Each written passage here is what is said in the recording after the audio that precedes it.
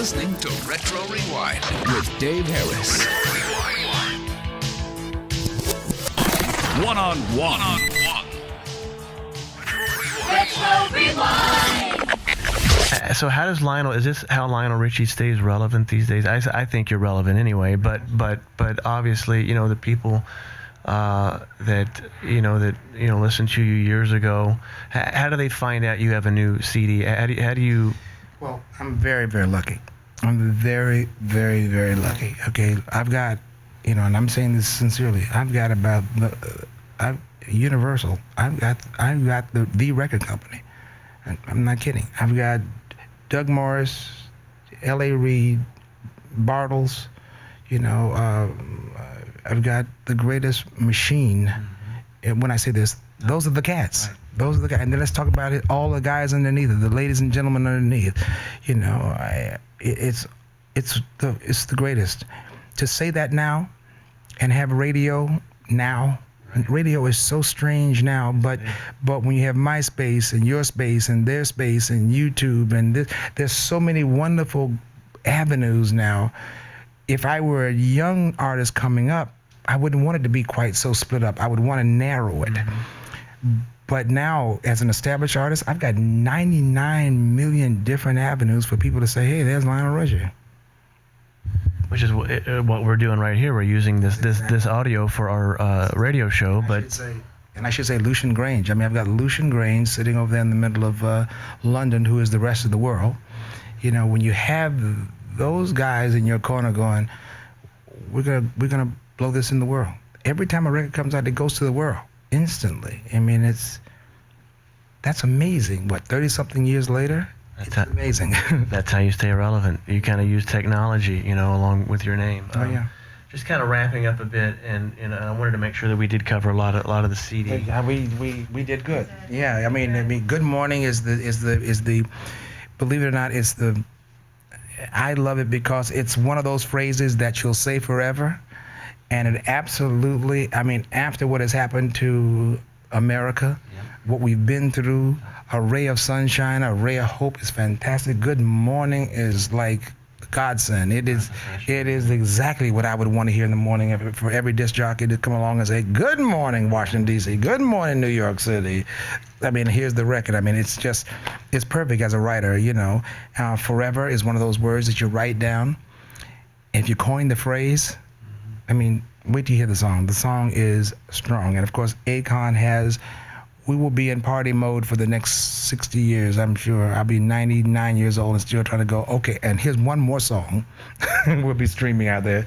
But that's the enjoyment you get from doing these kind of songs. These songs right here play as performance songs. They're not just records. You want to see them live. There's a song called I'm Okay on here, I'm not okay. I'm not okay. I keep thinking I'm okay. I'm not okay if you're not okay. It's how it goes, But wait till you hear it. Just the energy alone. Tricky and Dream just outdid themselves. Just kook, Tricky and Dream. And that's just a testament to you and your the things that you've done to be able to partner, if you will, with some of these artists. Because listen, I think you've got good karma. You've worked with a lot of people. You've taken a lot of people under your wing, like Richard Marx, for one, Yeah. And I certainly know that story, that he sent you out a tape, and he goes, Lionel Richie just called me out of the blue. He didn't know me from Adam, and so some of this karma with these artists, all those today. Wonderful songs you hear all night long, and Penny Lover, the second voice that you hear underneath, that's Richard Marx. Isn't that crazy? I said, you want to learn about the business? Come to the studio. You were kind of returning the favor, I think. Well, let's talk about, just real quick, Lady, only because it was a multi-formatted hit that was R&B and pop and country and AC. Great song. That song was the launching of a lot of things. I was a publisher. I was in the publishing business. I was in the writing business. I was in the songwriting business. And then a song, Lady, came along. There was one clause in the Motown contract. It said, if you ever do a song outside of Motown for anybody else, you have 100% publishing. Wow. Let me get that right. 100% publishing. So, lady came along with Kenny Rogers, okay, and that was the most unbelievable ride of the century. 21 million copies later, and that was just the first wave. Then the second wave came in. We were giving away records. That's when there were no downloads. There was nothing but people buying them. And oh my God, immediately at that point I realized, I think I might be moving out of Tuskegee.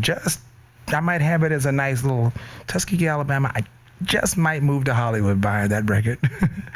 Because the joke with me in town was I came to a guy one day and I said, I want to buy a house in LA. And he said, what are you looking for? I said, a pool, tennis court, house, view. He said, you're up to $4 million. Now, what do you want to pay for and that was then. So I realized I couldn't leave Tuskegee there. But lady, thank you, gave me the ticket out of town. It was the most amazing selling record and just launched me into the ozone. It went around the world and then around the world and then around. It went to places and it probably went to the Middle East 9 times before anything else was ever thought of. Endless Love the same way.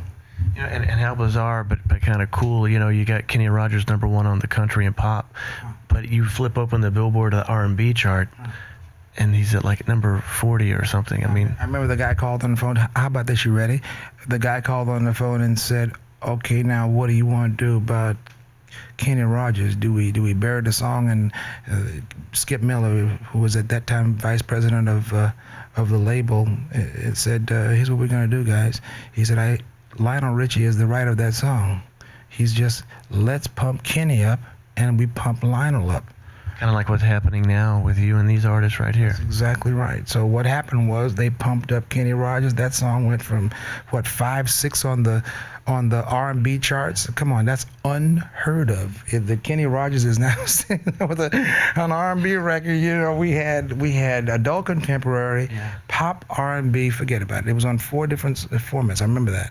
And Kenny came to me one day and he said, "So what do you think?" I said, "You're famous." No doubt about it, And from there we jumped over and it's set up Endless Love with Diana Ross the very next year. Well, just only since you talked about it, just real quick. I know that didn't you record this or in the wee hours of the morning in Vegas somewhere? I was doing Commodores from 6 to I was doing Kenny Rogers from 10 to 6, Commodores from 6 to 12, and Endless Love from 1 to 4 in the morning. And I had to go to Reno, Nevada in a studio about the size of this room right here. Diana was doing a show in Tahoe, and this was the only place she could play. And I had exactly an hour and a half to do the song. And she came in and said the most terrifying words I've ever heard come out of any lady's mouth. I like your part better than my part, so I learned your part. Okay, which means I can't sing her part in her key. So the rest is history. Wow. Now that was worth it, that right there. I've never heard that story ever. We made it up on the spot, babes. we did what we had to do. 9 weeks of #1, scared to death. You're listening to Retro Rewind with Dave Harris. Retro Rewind.